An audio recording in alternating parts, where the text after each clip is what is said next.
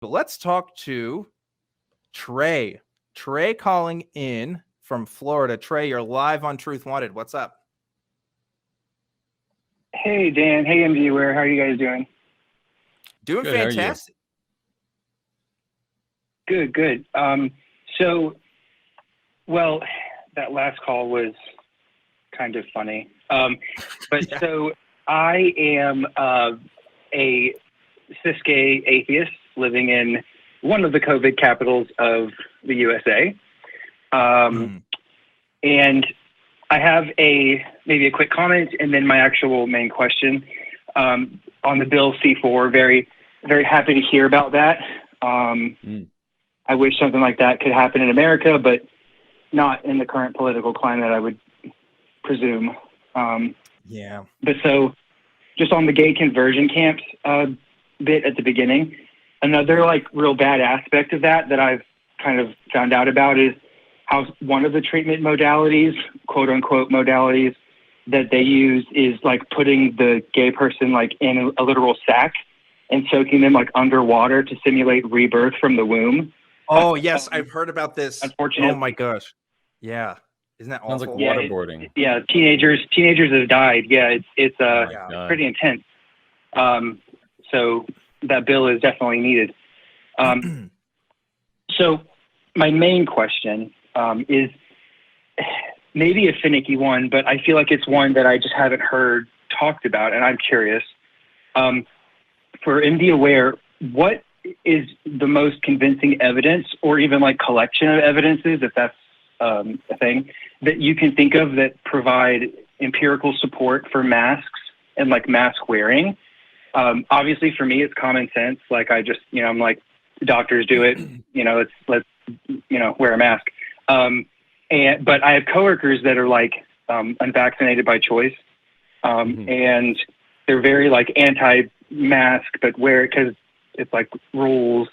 And when they talk to me about it, they get combative and defensive, and and I'm kind of like, I can't just say duh. Yeah. Common sense. Yeah. Okay. So the ways that disease can spread.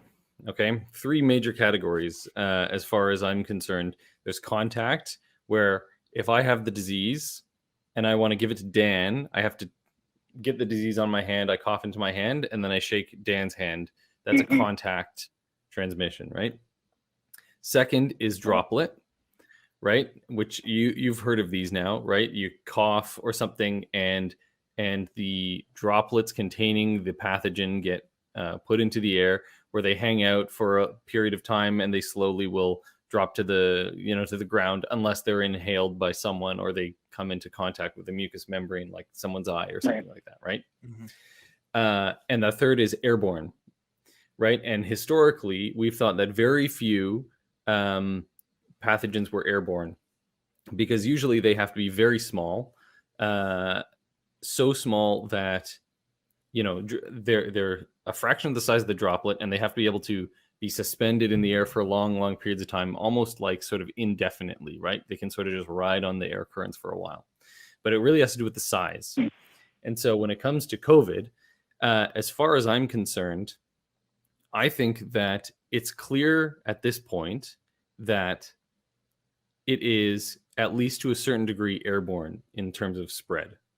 This is why in the hospitals, we're all supposed to wear N95 masks, which are the ones that will protect you or prevent the spread of an airborne disease, right?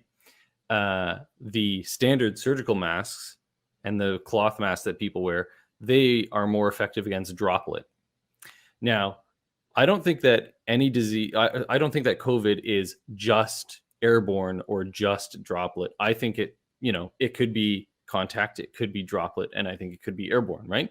So I wouldn't say that that wearing a mask, like a cloth mask or a surgical mask, a standard surgical mask, is going to protect you or prevent the spread of all of the COVID coming out of an infected person, right?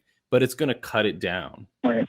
And I think when we're dealing with this sort of thing, what we're going to be working on is we're not going to get a magic bullet that stops everything, right? Except for like isolating. If you literally keep people in their home and don't let them leave, that's like the only way to stop the spread. If you literally have no contact, even then, you hear some crazy stories. I read an article about how there were two people in a quarantine hotel, two families in a quarantine hotel. They never actually met or were in the same room, but the disease managed to spread across the hallway under the like closed doors of these two rooms, and one person infected the other, the other person in the other room. So to answer your question in a very long-winded fashion, I think that the evidence supporting mask use is going to be mixed, because masks are only going to be effective against a portion of the spread. When it comes to making the decision whether or not to wear the mask, I think it comes down to a risk-benefit analysis that everyone does, right? The risk is essentially zero, right? The masks do nothing for you.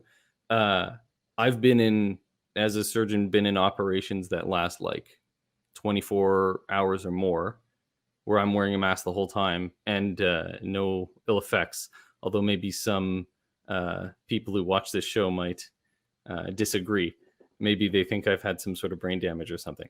But no ill effects, right?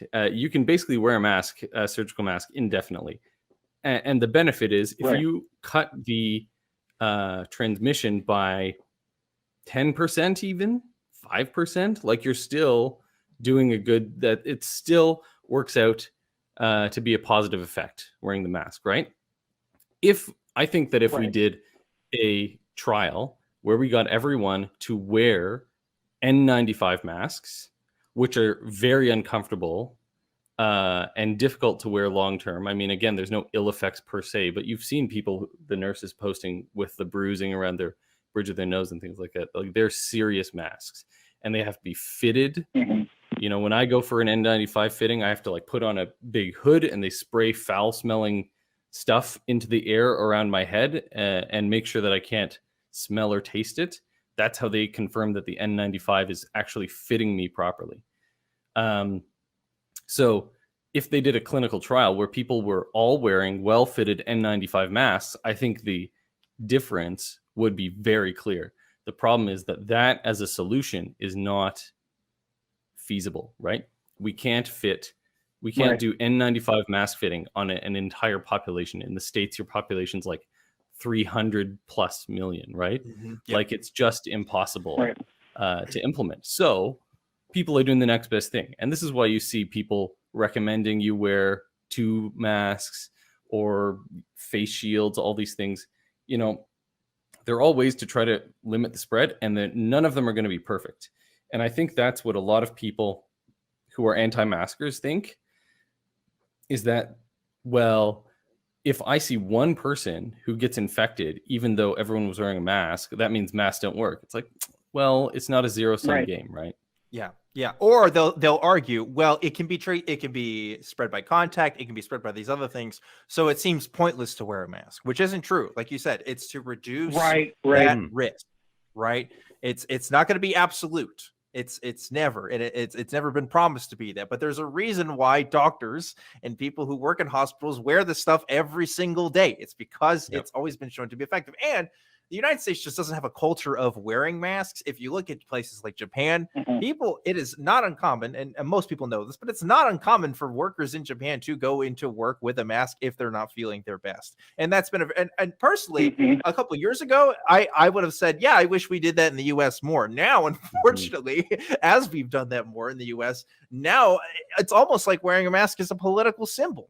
It's like, I believe in this virus, and I believe that I'm helping people, and people see that as a bad thing. People see that as virtue signaling. People see that as being politically correct, which it should never have been any of these things, but it's just reduction of potential harm.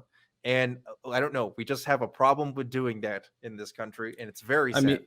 I think people in general have a problem with understanding things that are not 100%, right? They want one thing that fixes everything, And in the real world, I don't think anything's like that. Certainly not in medicine. There's like very few things where there's one answer and it works 100% of the time. Yeah, exactly. So anyway, Trey, I think MD Ware gave a great answer. I hope that was a good answer for you. Yeah, no, that was awesome. Yeah, perfect. That was a great question, Trey. Yeah, well, I hope that's helpful in your.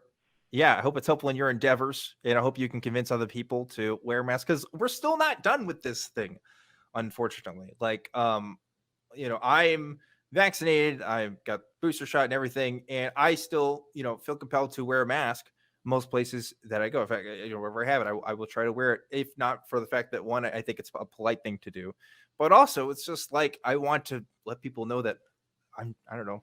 I guess it is a signaling thing on one part, because it is kind of political. And it's like, I do want to let other people know that I'm not trying to be selfish.